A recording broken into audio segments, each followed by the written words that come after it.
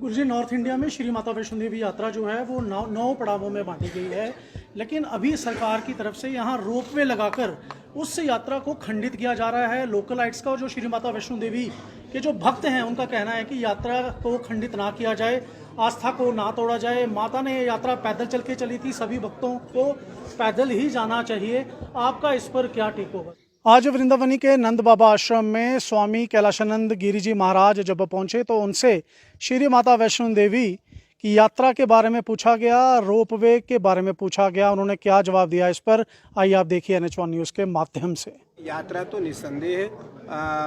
पैदल है वैष्णो देवी का, लेकिन जिस प्रकार से अभी महाकुंभ हुआ, आपने महाकुंभ को देखा होगा। मीडिया के कारण, electronic media, print media, social media के कारण दुनिया के सभी लोगों ने कुंभ को देखा। कुंभ में लगभग हम सब कुंभ में 40-50 दिन, 2 महीने के आसपास कुंभ में रहे। जिस प्रकार वहाँ छोटे बड़े लोगों का आवागमन हुआ, मुझे लगता है उसको ध्यान में रखते हुए कटरा की भी व्यवस्था, कटरा की गरिमा, वैष्णो देवी की गरिमा का ध्यान में रखते हुए सरकार को, क्योंकि यहाँ जो इस समय लेफ्टिनेंट गवर्नर हैं मनोज सिन्हा जी, मेरे बहुत प्रिय हैं, बहुत ऊर्जावान हैं, बहुत कर्मठ हैं, बहुत धार्मिक हैं भगवान के प्रति, भगवती के प्रति, क्योंकि वो धर्मस्थली से आते हैं। काशी से बिल्कुल उनका सटा हुआ घर है और काशी विश्वनाथ जी की असीम कृपा है उनके ऊपर। तो मुझे लगता है कि ज़रूर इस विषय पर गहन चर्चा हो रही होगी, और अगर मेरी इस विषय पर वार्ता हुई तो मैं भी इस विषय को रखूँगा कि जहाँ तक ध्यान रहे कि जो आवागमन करने वाले यात्री हैं, जो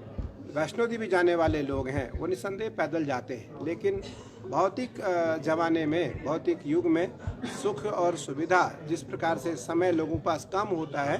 उसको भी ध्यान में रखा जाए और यात्रियों की सुविधाओं को भी ध्यान में रखा जाए, कटरा वासियों का भी ध्यान में रखा जाए, जिससे कि यहाँ के जितने व्यवसाय हैं, घोड़ा है, खच्चर है,